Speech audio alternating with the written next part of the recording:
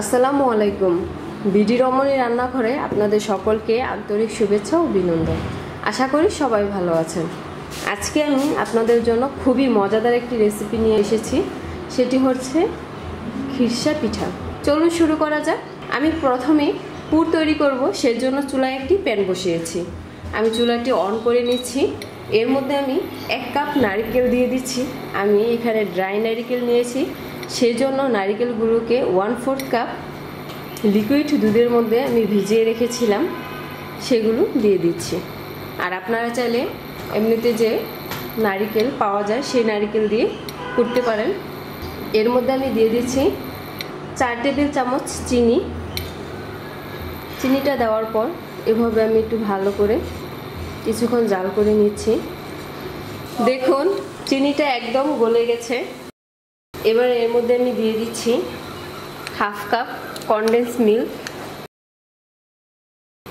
এবার ভালো করে নারকেলের সাথে আমি কনডেন্স মিল্কটা মিশিয়ে নিচ্ছি। এভাবে আমি কিছুক্ষণ পুরটাকে রান্না করে নিচ্ছি। দেখুন পুরটা কিন্তু অনেকটাই শুকনো শুকনো হয়ে গেছে। এবার আমি নামিয়ে নেব।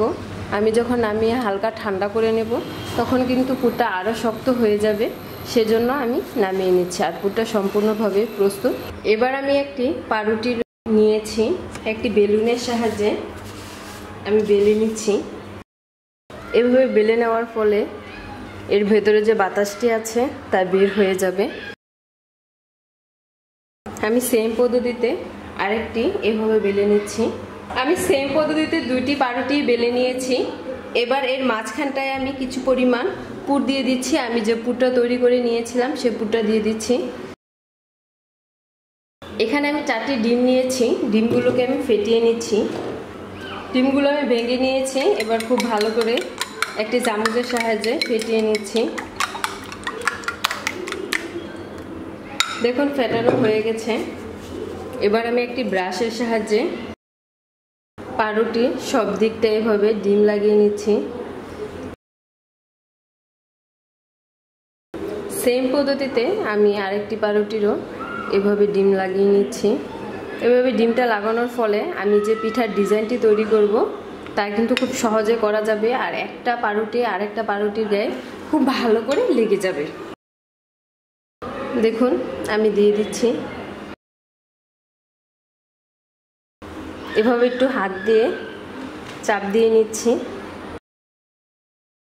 এবার একটি চাকুর সাহায্যে আমি পিঠার ডিজাইনটি তৈরি করে নিচ্ছি। আর বাকি অংশটুকু আমি উঠিয়ে নিচ্ছি।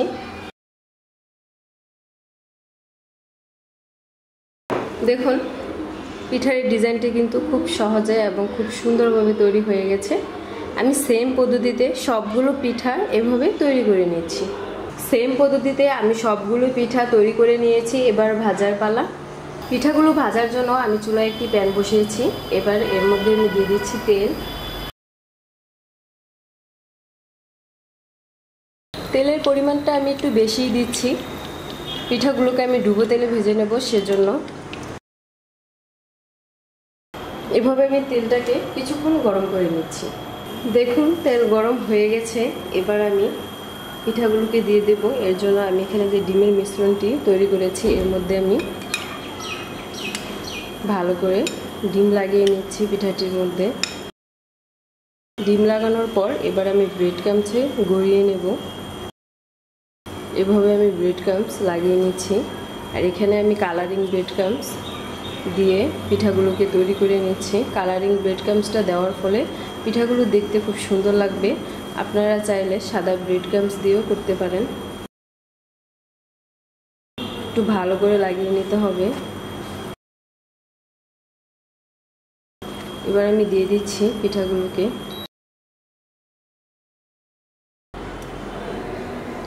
আমি সেম পদ্ধতিতে করে নিয়েছি। এভাবে আমি এক পাশটা ভেজে নেব, তারপর উল্টিয়ে দেব। যেহেতু প্যানটি অনেক বড় সেজন্য আমি একসাথে সবগুলো ভেজে নেব। আর আপনারা চাইলে একটি একটি করে অথবা 2টি করেও ভেজে নিতে পারেন। আমি আরেকটি দিয়ে দিচ্ছি। এবার আমি একটু নেড়ে দিচ্ছি। এই পাশটাকে উল্টিয়ে দিলাম। এভাবে আমি কিছুক্ষণ ভেজে নিচ্ছি। এবার আমি আবারও উল্টিয়ে দিচ্ছি। এভাবে একটু অনবরত উল্টে দিতে হবে, তা না হলে কিন্তু পিঠাগুলো পুড়ে যাওয়ার সম্ভাবনা আছে।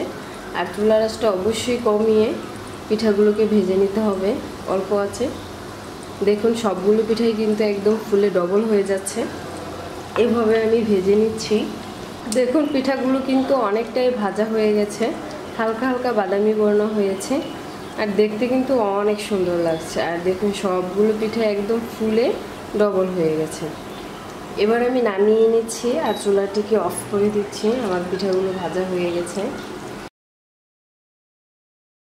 আমি কিচেন ডিশের উপর নামিয়ে নিচ্ছি। কিচেন টিস্যুর উপর নামানোর ফলে অতিরিক্ত যে তেলটা আছে তা কিচেন টিস্যু স্যুপ করে নেবে। এবার পরিবেশনের পালা। তৈরি হয়ে গেল মজাদার খিরসা পিঠা। এই পিঠাটি কিন্তু তৈরি করা খুবই সহজ আর দেখতে যতটা সুন্দর, খেতে খুবই মজা। আপনারা যে কোনো সময় ঝটপট এই পিঠাটি তৈরি করে খেতে পারেন, অথবা বিকালের নাস্তা হিসেবে অথবা অতিথি আপ্যায়নে বাচ্চাদের টিফিনেও তৈরি করে দিতে পারেন। বাচ্চারা খেয়ে খুবই খুশি হবে। আর আমার এই রেসিপিটি ফলো করে যদি তৈরি করেন তাহলে পারফেক্ট এই পিঠাটি তৈরি করতে পারবেন। আর অবশ্যই বাসায় ট্রাই করবেন আর কেমন হয়েছে তা কমেন্টের মাধ্যমে জানাবেন। আমি একটি পিঠা কেটে দেখাচ্ছি ঠিক ভিতরের অংশটা কীরকম। আর দেখুন উপরের দিকটা কিন্তু অনেক ক্রিস্পি, তা কিন্তু দেখেই বোঝা যাচ্ছে। আর ভিতরের দিকটা কিন্তু অনেক সফট, ভিতরে দেখা যাচ্ছে একদম পুরো ভরপুর, খেতে খুবই মজা। আপনাদের কাছে যদি আমার এই রেসিপিটি ভালো লেগে থাকে তাহলে অবশ্যই লাইক, কমেন্ট অ্যান্ড শেয়ার করুন। আর এরকম মজাদার এবং সুন্দর সুন্দর রেসিপি পেতে আমাদের এই চ্যানেলটিকে সাবস্ক্রাইব করুন। এতক্ষণ ধরে ভিডিওটি দেখার জন্য ধন্যবাদ।